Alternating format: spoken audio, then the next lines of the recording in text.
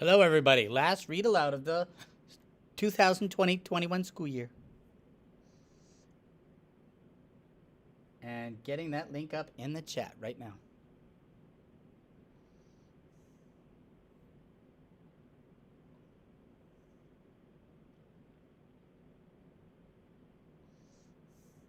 That's the last link I'll do for this year.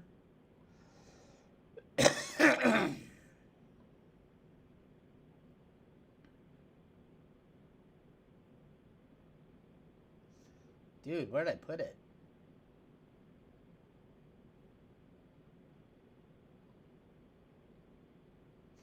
Oh, there. I'm like, what? Where'd I put it? Okay. One more time.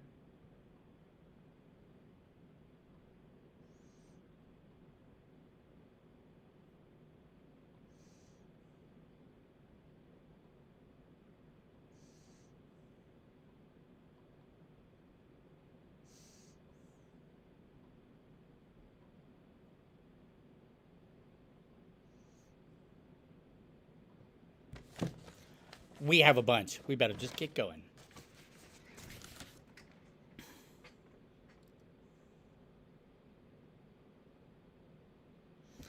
It says one are watching. Thank you all, one of you. 2. All right, well, the link is up. Let's do this. Okay. It might be interesting someday to be shown around San Francisco by Henry and Joseph. That is, if Henry were not invisible and clicking his tongue. I thought to myself as Jerry and I headed towards San Francisco, but now I was glad to be getting away from Idaho.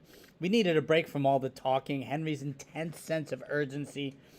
In a couple of weeks, I'd be back in my chair at Henry's side, watching, listening, hoping to decipher or develop the direction and relevance of all these hours of talk.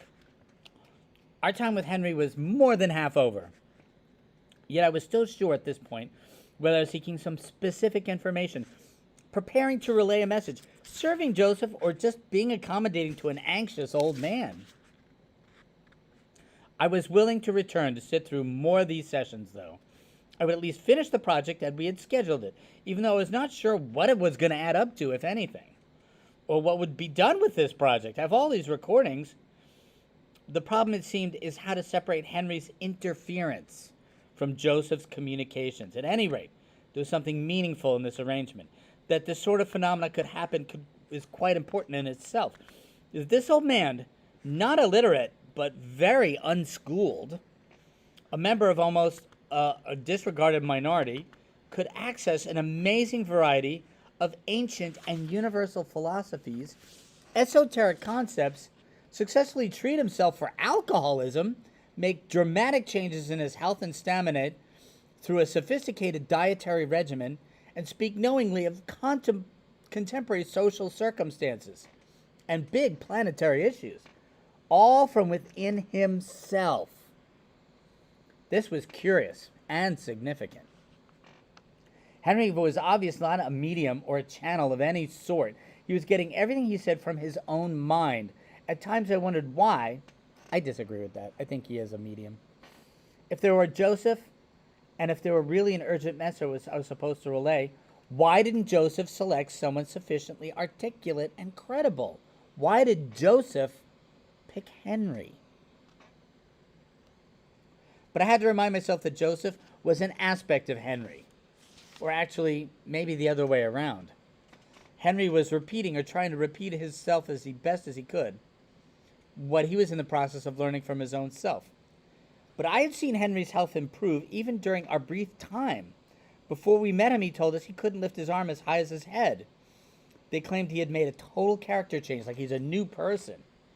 In past years, he'd spent a lot of time in hospitals, but no doctor ever, according to him, ever spoke to him about his health. He told us the doctors at the Native American hospital used to just fool around with him, sending him up and down the halls for tests and samples, and they never explained anything. You'd think once they would have asked me what I was eating and how I was living.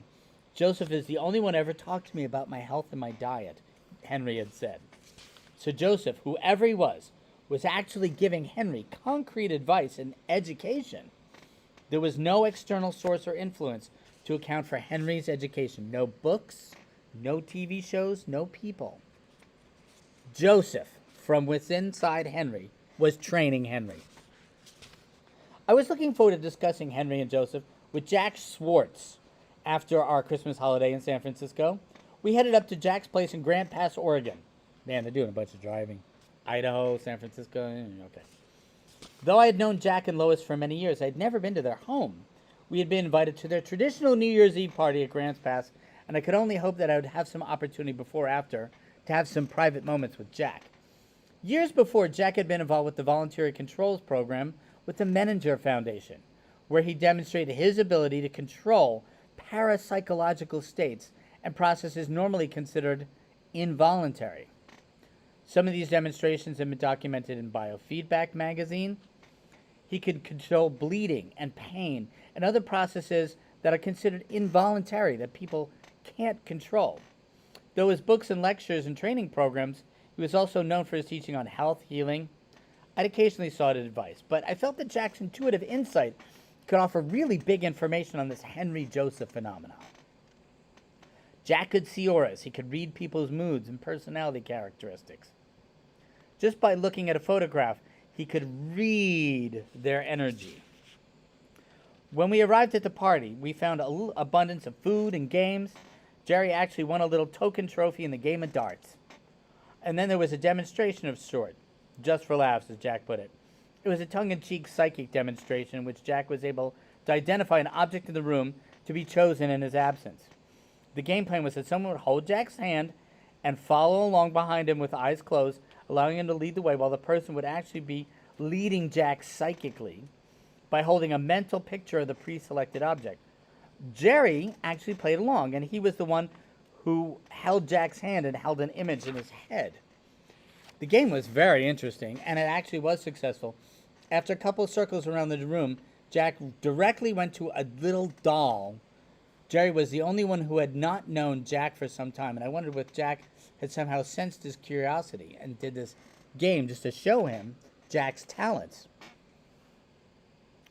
Jack had discovered the photographs I was carrying, and I was glad that I didn't bring them out hastily at first opportunity.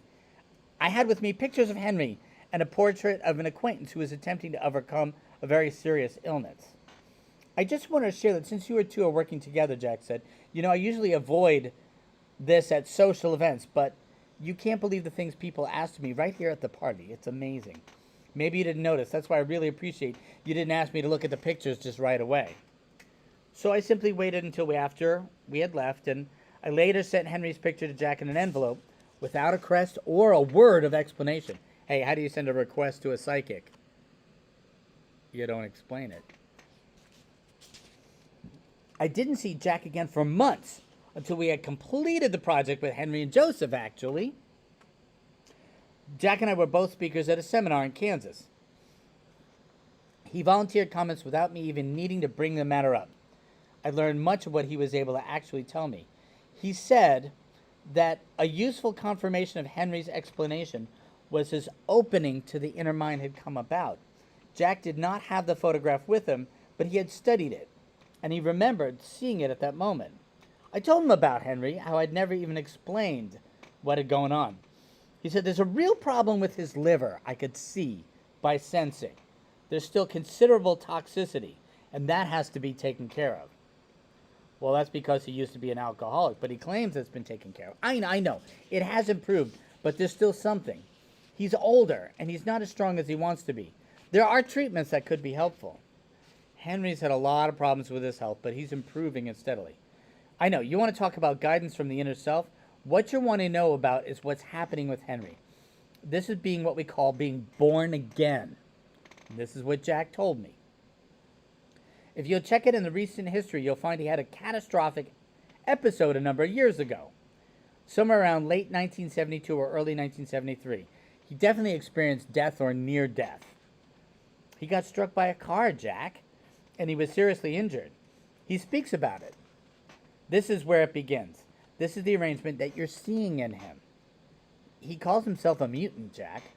Yeah, well, whatever he calls it, this episode symbolizes the end of his life, that trauma. At the time, Henry had finished with his own personal agenda, and since Henry's life, in a way, was over, it was available to an inner being who could choose to use his life for an agenda, which is a different agenda than Henry's. This is theoretically a possibility that could happen to anyone, but generally human beings are occupied with their own karma until they're done. Henry refers to this inner being as Joseph, but he says that it's just a way of providing some reference for himself, since the inner mind appears to be a separate being. Exactly, and that's the real meaning of what we call being born again. You've no doubt heard the term in a different sense because it's misused. What's the purpose of having a person of this thing happening to Henry?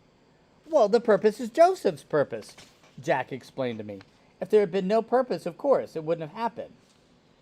Henry explained that. I guess the arrangement, he said, Joseph has to open the door from the other side. Joseph has to open the door from his side. That's right. This is all arranged from the other side. Well, 2 weeks after seeing Jack and hearing this, and on the West Coast, we went back to Idaho. There was much as the same as before. It was kind of discouraging because our time with Henry was almost over. And again, in our continuing our sessions, Henry used words like anti-gravity, levitation, telepathy, reincarnation. He spoke of the pyramids in Egypt and the pyramids in general. And he talked about Aztecs and Incas. Though I was recording all of this, I made note of the references too. I was not sure whether I'd be coming back to these key references and spending more time. One day, Henry announced that Joseph might soon be inviting me to question him directly. Joseph says that you have given a lot of time recording what we have to say, and we should give you a chance to ask a few questions before you leave. Then the next steps is we have to find after that. I've done as best I could, said Henry. Just like I told you, it's pretty hard not to get my own mind in the way. Sometimes Joseph can talk directly. Sometimes I'm listening and I'm talking at the same time. Well, it was a few days, but Henry told me the time had come, and Joseph was ready for questions. Today, Joseph says, you just go ahead and ask anything you want.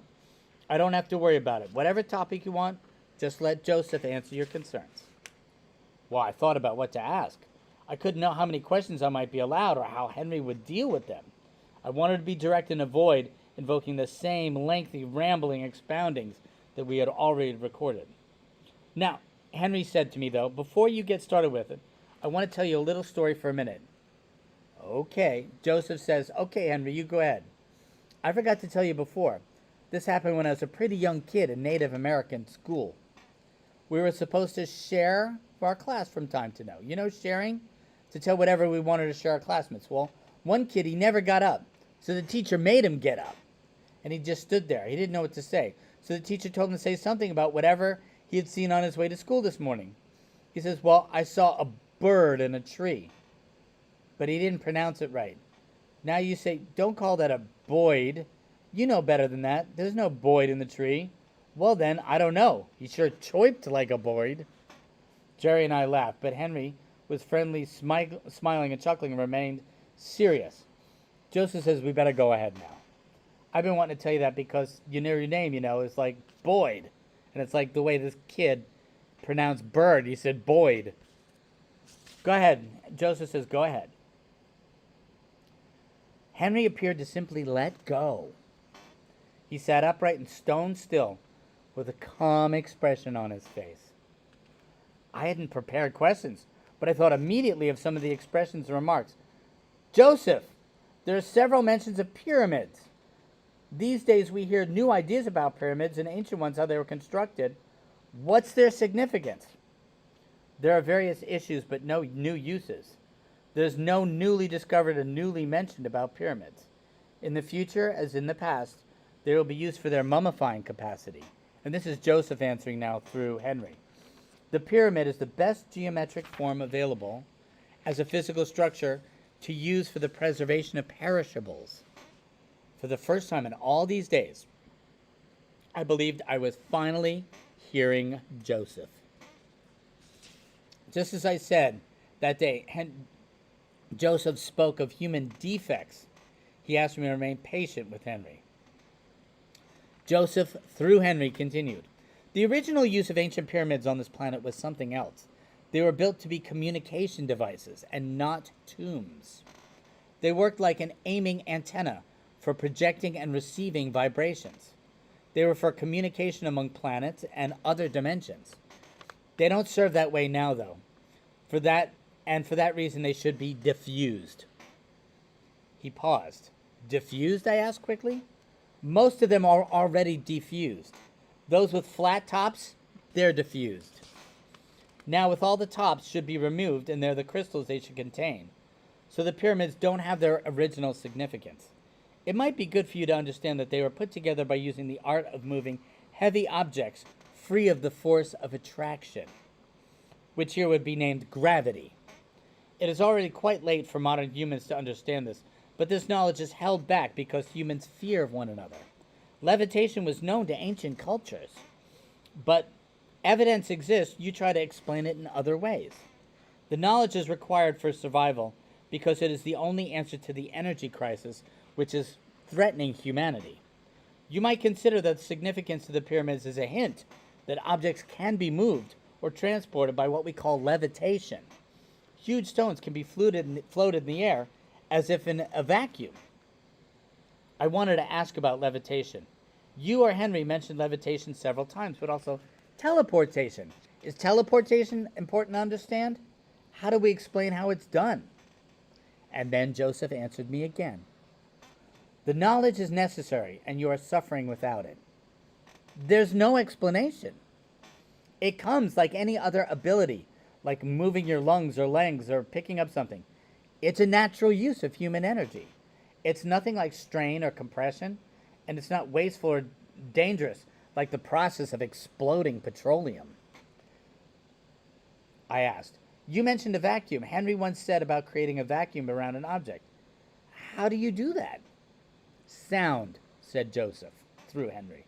Pure sound. Not that you can hear, sound beyond hearing. So you cannot observe it, though you can observe the result. It needs no explanation. I can tell you have another question. I was amazed at what was happening. This was definitely Henry's voice, but it was far from Henry's speech. This was most direct and clear communication I had received, and it was my opportunity to at least make clear for myself a number of foggy references. I have to ask about reincarnation. Henry mentioned reincarnation on several occasions, but has only used the word for his explanation of changing the subject or leaving something out. He mentions, though, he doesn't want to talk about it. He's saying it, or you've said that this is none of the people's business, the way it was put.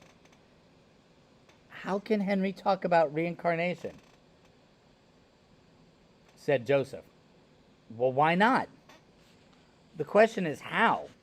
How will he speak of it? Will he say that he will reincarnate one day? That's not accurate. When Henry is gone, Henry is gone. Henry is only a temporary manifestation, and there won't be another Henry. Once Henry understands this, Henry cannot speak of his own reincarnation. Next, we want to say that since he is temporary and Joseph, I am eternal, then it must be Joseph who reincarnates. But I'm intangible, and I've never been. Henry cannot reincarnate, and I will never be incarnate. So what is there to reincarnate? Are you saying there's no reincarnation? No. I cannot speak of reincarnation because I am not human.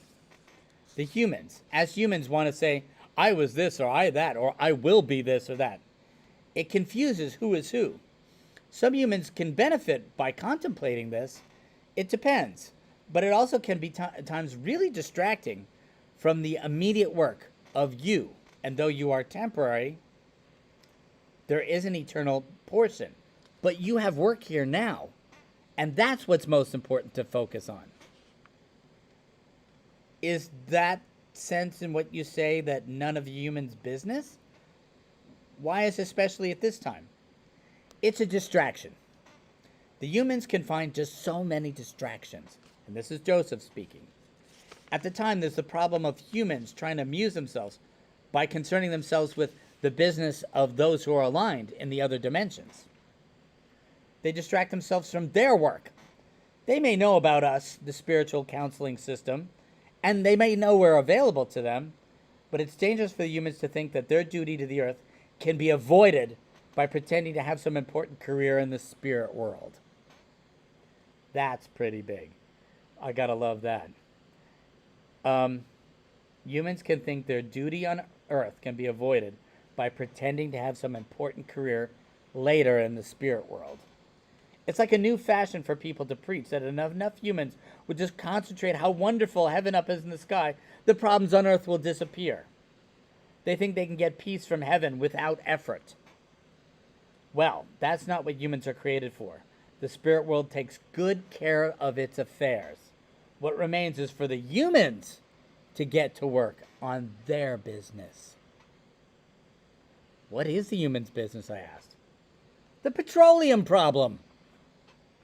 The response came swift and loud, and then there was a pause. The petroleum problem, I thought to myself. It was an encompassing example. It related not only to the energy crisis, which is actually a planetary issue, but the energy alternative potentials, which Joseph said were required for the future. The petroleum problem played a central role in economic problems everywhere, and the world as a whole, but it's also a major factor in pollution, global warming, the human environment, and putting our world off at balance. Saving the world, said Joseph, simply the humans saving themselves. They don't need to worry about the spiritual guidance system. We take care of our own affairs quite well. The humans' business is to get to work with their physical equipment and take care of their planet. That's the humans' business. Pay attention to energy, education, their environment, look after each other and life on Earth. That's the reason for their physical existence as instruments on Earth. Joseph stopped. Unless I had another question, he would say, that's all he would say. I sat quietly thinking about the petroleum problem, the human business, and I felt there was a further explanation. It seemed the energy problem, which at many times had been mentioned by Henry during our recording sessions, pursuing the alternatives, levitation, teleportation. Joseph said there's no explaining it, it's just our ability. Then the task is something other than to learn about these things.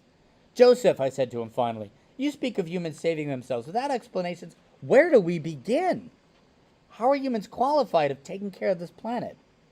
The 4 laws, he said very quickly. The 4 laws have been given by many cultures. You've recorded them. Love all that is and the mystery of all that is. Love your neighbor, give and forgive. See, they seem too simple, but all your problems are based on fear. People want this and they want that, and you get so many things more than they need. You call it greed, but it's really fear.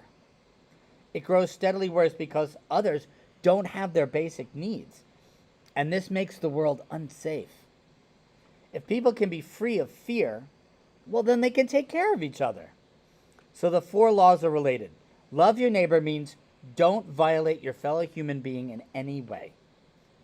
Love all that is, and the mystery of all that is means see the Creator as your own self,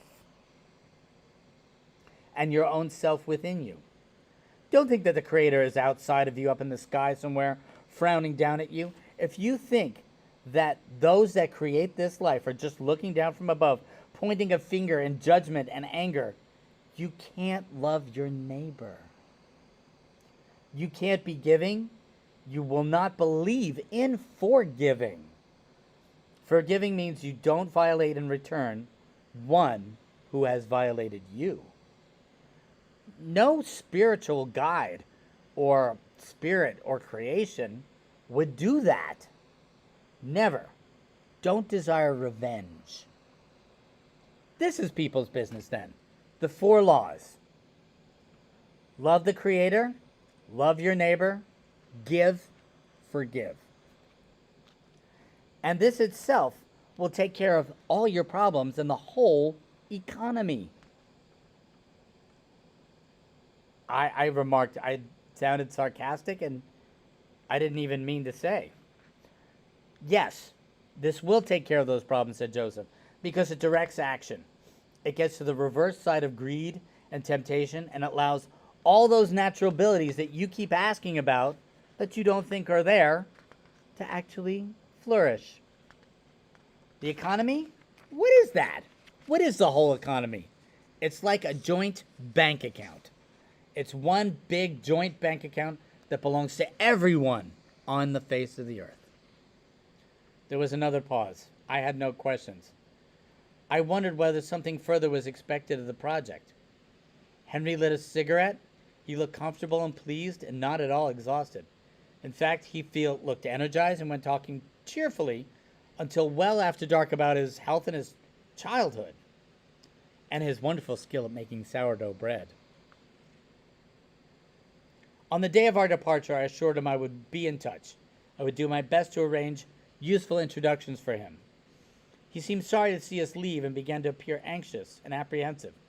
But he had a big smile as he stood in the snow in front of his trailer and waved until we were out of sight.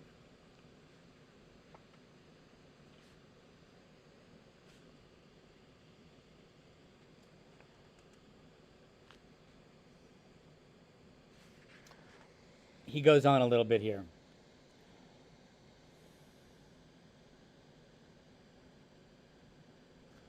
While it is awesome to consider that we could go on reading and researching to the end of our lives and cover more, knowing that there are many more things to be discovered, documented, detailed, and described, it is exciting, and it's exciting to expecting learning go on together. But it's also occurred to me that our accumulated and available knowledge is irreconcilable with our circumstances. Our contemporary planetary emergency is not owing to lack of information. It is not what we do. No, it's not what we do not know, but it's what we do not do. That is the problem. All the words and works of all the mystics, magicians, and medicine people we encounter in our lives is but a resonance of what has been experienced and expounded many times throughout the history of our world. And it is not that we might be gifted with some untold revelation that we encounter, it's that we might be moved to participate in these stories. These stories do matter. The events of their lives, of these people who bring us this view, serve as an example and encouragement. We also come to know people not only to repeat what they said, but allow their words to move us into action. All right, so I know Henry and Joseph was kind of an interesting and odd story, but it's got a lot of things that I just wanted to end this school year with.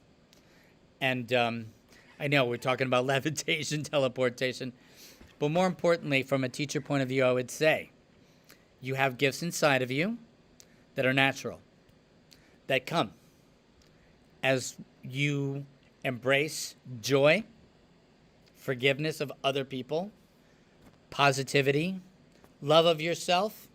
You grow naturally, and you're amazing. And that's what I've said to all of you all year. So let Joseph's message be a little bit personal for you. Love the forces that are, though they're wild and very intense. There seems to be some sort of plan. Even those people who don't believe in God, there's now like, they look at the human body and things and they're like, this was evolved so intelligently that there must be mysterious forces driving what creates our world. Even if you don't believe in God, there seems to be such miracles. And what are some of the biggest miracles? You. Your whole being is amazing. Be kind to your neighbor. Give. Forgive.